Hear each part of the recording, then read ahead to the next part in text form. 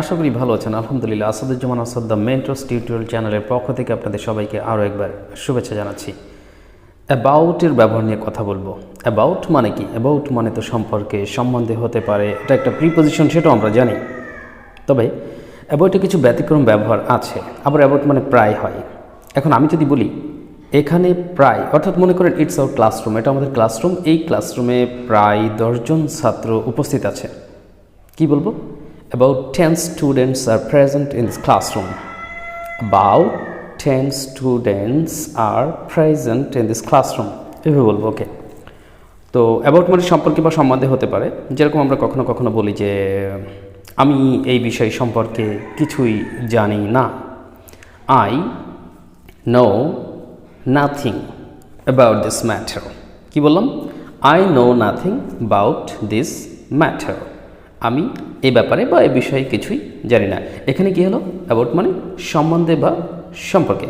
এছাড়াও আপনারা আরেকটা ক্ষেত্রে অ্যাবাউট ব্যবহার করতে পারেন, সেটা হচ্ছে অ্যাবাউটের পরে টু ইউজ করতে হবে, তখন ডাবল প্রিপোজিশন হয়ে যাচ্ছে, তাই না? অ্যাবাউট একটা প্রিপোজিশন, আবার টু একটা প্রিপোজিশন, কিন্তু অ্যাবাউট টু তখন হবে প্রায়। হ্যাঁ, সে প্রায় মারা গেল। He is about to die, মানে মারা যাওয়ার মতো অবস্থা হয়েছে। He is about to die. বিল্ডিংটা প্রায় ধসে পড়ার মতো অবস্থা। The building is about to collapse. COLLAPSE. The building is about to collapse. Okay.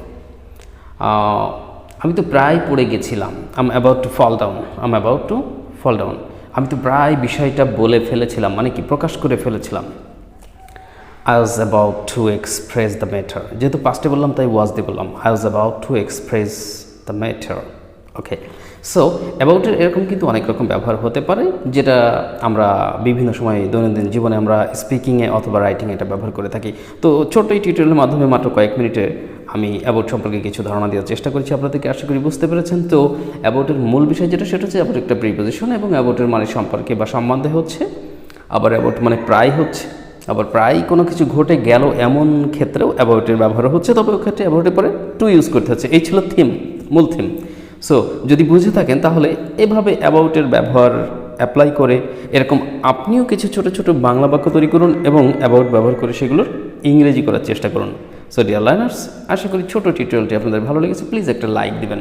আর আমাদের Facebook page the mentors tutorial নামে আছে, পেজটি ভিজিট করবেন, ফলো করবেন, লাইক দিয়ে কানেক্টেড থাকবেন। পেজের অসংখ্য ভিডিও ক্লাস রয়েছে, সেগুলো দেখবেন এবং বেশি বেশি ফেসবুক পেজের ভিডিওগুলো শেয়ার করবেন। The mentors tutorial. এছাড়া আমাদের ফেসবুক গ্রুপ রয়েছে TMT ল্যাঙ্গুয়েজ ক্লাব, আমাদের সেই গ্রুপটিও আপনারা ভিজিট করতে পারেন, সেখানে আপনারা জয়েন করতে পারেন। আপনার মতো আরও অনেক সদস্যকে আপনি পেতে পারেন সেখানে, তাদের সাথে ইংরেজি প্র্যাকটিস করতে পারেন, কারণ practice makes a man perfect. আপনি ওটা জানেন। সো বেশি বেশি চর্চা করুন, ভালো ইংরেজি শিখুন, ভালো career গড়ুন। So dear learners, that's all for today. Wish you all the best. Talk to you next any other tutorial. Until then, Allah Hafiz. Assalamu alaikum wa rahmatullah.